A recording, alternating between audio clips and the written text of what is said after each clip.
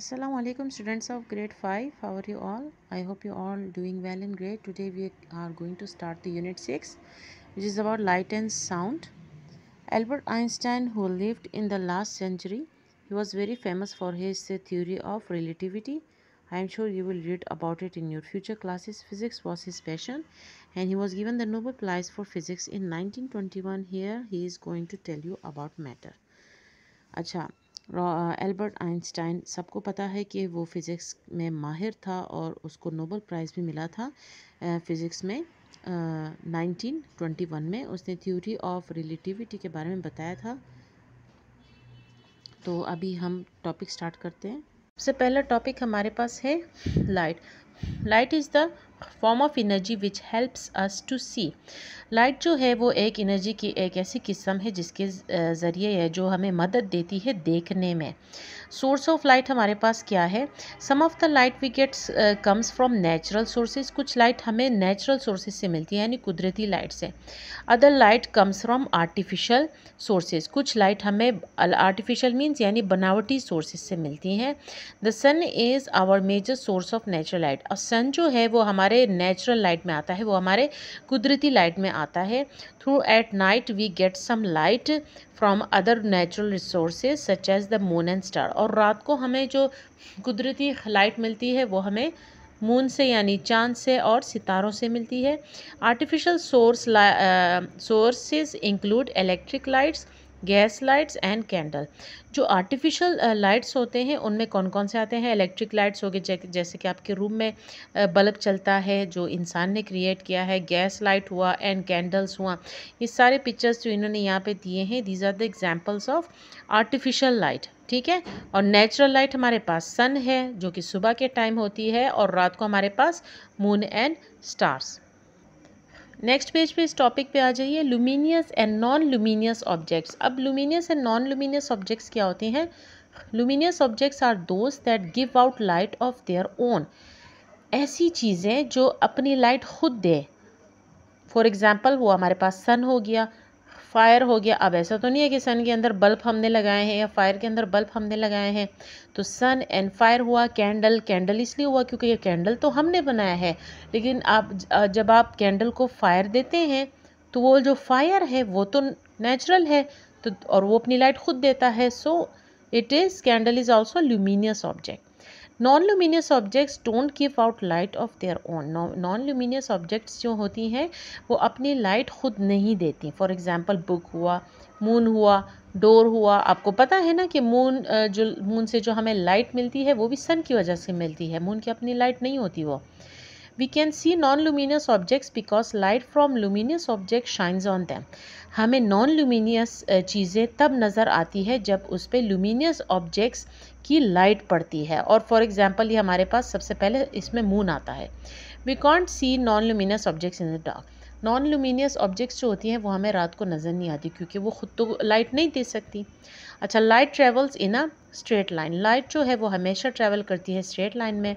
Light travels in straight lines called rays. Light जो है वो सीधी लाइन में ट्रैवल करती है तो उनको हम रेज बोलते हैं। A collection of rays is called a beam. और यही रेज जब एक साथ जमा हो जाती हैं then they are called beam. अच्छा, यहाँ पे एक बहुत ही ज़बरदस्त सा एक एक्टिविटी इन्होंने दी है। Try this. You can do this experiment to test if light really does travel in a straight line. What you will need, आपको क्या क्या चीज़ों की ज़रूरत होगी? 3 pieces of card, या आपको 3 कार्ड्स की ज़रूरत है। मॉडलिंग क्ले और similar substance, pencil, torch, hole punch and ruler. ऐसे क्ले जिसकी वजह से हम इस कार्ड को होल्ड कर सके। पेंसिल की और टॉर्च की ज़रूरत है और होल पंच ताकि हम इस कार्ड में बीच में होल्ड कर सके, और एक रूलर की ज़रूरत है। ठीक है। व्हाट यू विल डू, आप क्या करोगे? Use the ruler and pencil to mark the centre of each piece of card.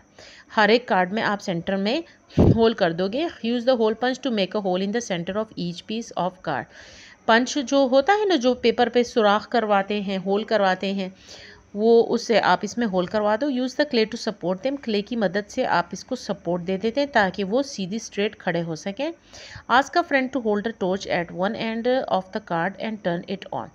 एक फ्रेंड को आप बोलें कि वो टॉर्च दूसरी तरफ से पकड़ें और लाइट को इन सुराखों में पास करवा दें। Move the card slightly so the holes are no longer in line.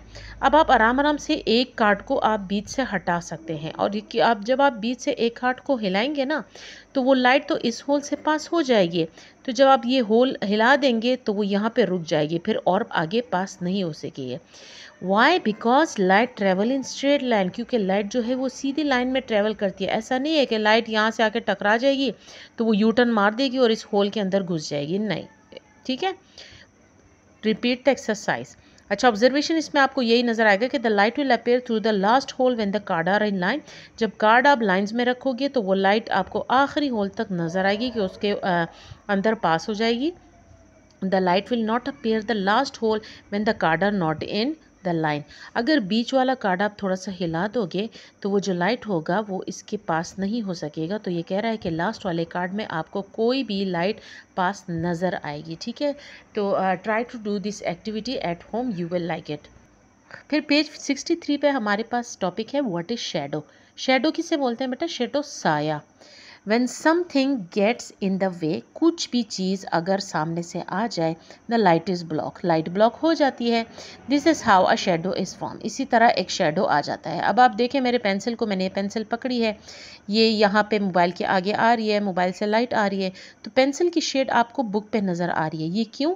क्योंकि मोबाइल से जो लाइट आ रहा है और उसके आगे मैंने पेंसिल रख दी, तो थोड़ा सा लाइट ये मतलब मना कर रहा है, जिसकी वजह से इसका पेंसिल का शेडो बन रहा है। ठीक है, यहाँ पे देखिए ज़रा इस पिक्चर में एक स्टिक इन्होंने रखी है और जिस पे सन की लाइट आ रही है, तो लाइट तो और भी बाकी जगह पे आ रही है, लेकिन जहाँ पर ये चीज़ खड़ी है तो उस जगह पे नीचे शेडो बन रहा है। अच्छा, this is how a shadow is form, इसी तरह साया बनते हैं। During the day when shadow are form by sunlight we can estimate the time of the day. यहाँ पे कह रहे हैं कि सुबह के टाइम पे साए जब सनलाइट से बनते हैं तो हम उससे अंदाज़ा भी लगा सकते हैं कि ये दिन का कौन सा टाइम है। पुराने ज़माने में तो घड़ियाँ वगैरह नहीं थी, तो लोग इस चीज़ से भी अंदाज़ा लगाते थे कि धूप अगर पूरे घर में है तो ये सुबह का टाइम है, धूप आधा हो जाता है। आप ख़ुद अपने घर के सहन में भी नोट करें कि दोपहर के टाइम तक वो जो धूप होता है वो आधे तक आ जाता है। ठीक है, आपके लॉन में आधे हिस्से में धूप होता है और आधे में फिर नहीं होता। तो उस टाइम आप देखें, आपको पता चल जाता है कि दोपहर का टाइम है। अब तो घड़ियां हैं, लेकिन पहले ऐसे लोग टाइम का अंदाज़ा भी लगाते थे। As the sun moves through the day so does the shadow. जिस तरह हमारा सन दिन गुजरने के साथ साथ चलता रहता है, इसी तरह उनका साया भी चेंज होता है। If the sun is on the right of an object the shadow will appear on the left. अगर किसी की एक चीज़ है, ये है फॉर एग्जांपल, यहाँ पे राइट साइड पे सन आ रहा है तो इसका शेडो यहाँ पर होगा। जैसे ही सन मूव करेगा, अगर राइट को मूव करेगा तो इसका शेडो भी लेफ्ट साइड पे मूव करना शुरू हो जाएगा। As the sun passes to the left of an object, the shadow moves to the right. जैसे सन लेफ्ट साइड पे चलेगा तो वो शेडो किसी भी चीज़ का होगा तो वो राइट साइड पे हो जाएगा।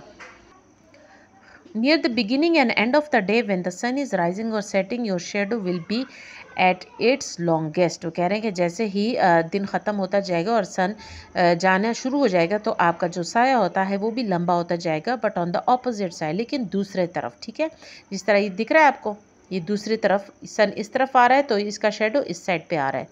In the exact middle of the day your shadow will be the smallest and just around your own face. आप जब दिन का सेंटर हो जाएगा, मतलब 12 बजे या 1 बजे, तो उस टाइम पे आपका सन बिल्कुल सेंटर पे ऊपर हो जाता है, जिसकी वजह से आपका जो शेडो है, ये कह रहा है, ये बिल्कुल आपके पाँव पे नज़र आएगा। ठीक है, अच्छा, location, shape and size of shadow. अब लोकेशन और शेप और साइज किस तरह होता है शेडो का? Shadows are always form on the opposite direction from the source of light. अच्छा, रिमेंबर कि हमेशा जो शेडो होता है किसी भी चीज़ का, वो लाइट के ऑपोजिट डायरेक्शन में, ठीक है, यानी उसके मुखालिफ में बनता है। The shape of the shadow is similar to the object that made it. उसका शेप जो होता है वो उसी तरह होता है जिस तरह उस चीज़ का होता है। However, the size of the shadow changes if the position or distance of the light source is moved. हाँ, वो कह रहे हैं कि सिर्फ थोड़ा सा पोजीशन चेंज हो जाता है। The size of the shadow depend on the distance between the object and the source of light. अच्छा, ये साया जो है ये डिपेंड करता है कि कहाँ से लाइट आती है और आ रही है और कितने डिस्टेंस में आ रही है।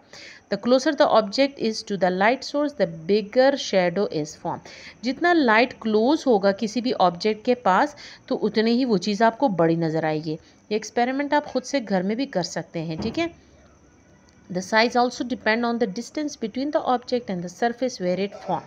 साइज़ वो कह रहे हैं कि डिपेंड करता है कि वो जो लाइट ऑब्जेक्ट है वो कितने डिस्टेंस पे उस सरफेस पे पड़ा है जहाँ से वो लाइट आ रही है।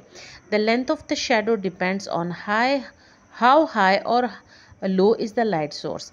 और ये भी डिपेंड करता है कि अगर बॉल जो पड़ी है तो लाइट जो है वो लो है या हाई है, यानी नीचे की तरफ है या हाई की तरफ। अब इस डायग्राम में आप देखिए, आपको अच्छी तरह समझ आ जाएगा।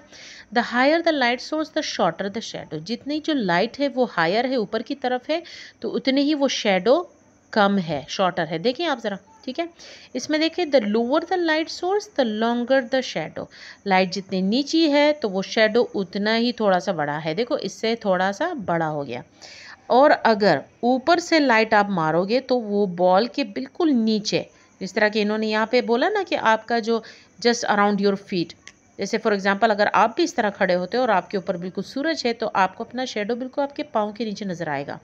When the light source is directly above the object, the shadow will be directly underneath। जब भी लाइट, कोई भी लाइट हो, चाहे टॉर्च की लाइट हो या सन की हो, नेचुरल हो या आर्टिफिशियल हो, वो अगर आपके बिल्कुल ऊपर होता है तो वो जो आपका जो शेडो बनेगा वो आपके बिल्कुल अंडरनीथ बनेगा, यानी नीचे बनेगा। अब पेज 64 पे आ जाए। Transparent, opaque and translucent objects.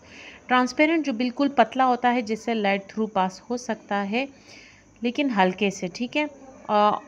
OPEC में धुंधला सा नज़र आता है एंड ट्रांसलूसेंट बिल्कुल साफ नज़र आता है, मतलब थोड़ा सा वो होता है, कुछ लाइट उससे पास होता है और कुछ नहीं।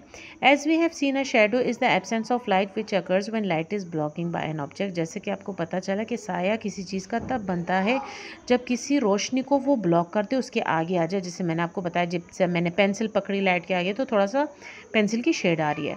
But not all materials block the light. लेकिन सारी चीज़ें लाइट को ब्लॉक नहीं करती।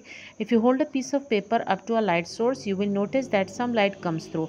अगर आप कोई भी पीस ऑफ पेपर लेके टॉर्च के आगे रख ले, किसी भी लाइट के आगे रख देंगे तो आप नोट करें कि कुछ लाइट उससे पास थ्रू हो सकता है। Such a material which allow some light to pass through them is called translucent. वो लाइट जो किसी चीज़ से पास हो सकता है they are called translucent। For example, wax paper हुआ, frosted glass हुआ, and some plastic are all translucents।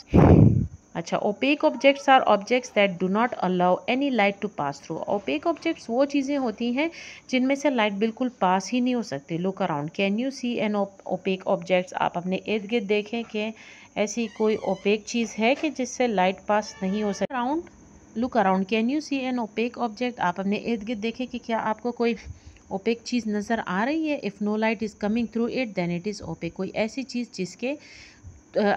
जिससे लाइट पास ना हो सकती हो। If no light is coming through it then it is opaque. कोई भी लाइट अगर उस चीज़ से पास थ्रू ना हो then it is opaque. A solid wooden door is opaque, ठीक है। एक लकड़ी से बना हुआ दरवाज़ा जो होता है वो ओपेक है। Light will only come through when the door is open, ठीक है। डोर से कभी भी लाइट इंटर नहीं हो सकती, ठीक है, अगर वो खुला रहेगा तब होगी। अच्छा, opaque objects form clear shadow because no light passes through them. Opaque वाली चीज़ें जो होती हैं उनका साया बहुत ही अच्छा बनता है क्योंकि उसमें से कोई लाइट पास ही नहीं कर रही। अब आप लाइट के सामने कोई पूरी अपनी बुक ही पकड़ लें, ठीक है, तो अब बुक का एक शेडो आएगा और बुक उससे पास नहीं होगी। तो ऐसी चीज़ों की जो शेडो होती है बहुत अच्छी होती है। ट्री ट्रंक्स हो गए, ह्यूमंस हो गए, चेयर्स आ गए, ये सारे एग्जाम्पल ओपेक ऑब्जेक्ट्स हैं। Translucent objects cause some light to become scattered onto the background, leaving a shadow that does not represent the exact shape of the object। Translucent object वो चीज़ें होती हैं जिससे थोड़ा सा लाइट गुजरता है, थोड़ा नहीं गुजरता, जिसकी वजह से उस चीज़ का सही तरह साया भी नहीं बनता और समझ में ही नहीं आता कि लाइट पास हो भी रही है या नहीं। मतलब थोड़ा सा होता है और थोड़ा सा नहीं होता। जैसे कि इन्होंने यहाँ पे ग्लास ऑफ वाटर रखा है, अगर इससे आप लाइट पास करोगे तो थोड़ी सी लाइट पास होगी, थोड़ा सा नहीं होगा, और पानी का जो शेडो होगा वो भी सही तरह आपको नहीं मिलेगा। Transparent objects do not cast shadows. जो ट्रांसपेरेंट ऑब्जेक्ट्स होते हैं उनके साए बिल्कुल नहीं बनते। क्यों नहीं बनते? क्योंकि ट्रांसपेरेंट ऑब्जेक्ट से हमेशा ही लाइट पास होते हैं। अच्छा, यहाँ पे ये एक एक्टिविटी है, complete the table by ticking the correct boxes. हमारे पास मटेरियल्स दिए हैं, साथ में ट्रांसपेरेंट, ट्रांसलूसेंट एंड ओपेक भी दिया है। टिश्यू पेपर क्या है, वो ट्रांसलूसेंट है क्योंकि कुछ लाइट उससे गुजरती है और कुछ नहीं।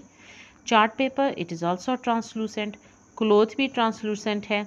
अच्छा, ट्रेसिंग पेपर भी है। अच्छा, क्लोथ पे थोड़ा सा शक है कि क्योंकि कुछ क्लोथ्स जो होते हैं वो ट्रांसलूसेंट होते हैं और कुछ ओपेक होते हैं, ठीक है। अच्छा, ट्रेसिंग पेपर जो है वो भी ट्रांसलूसेंट है, फॉयल जो है वो ओपेक है एंड ग्लास विंडो जो है वो ट्रांसपेरेंट है। I hope you understand today lecture, and please subscribe my channel and like my video.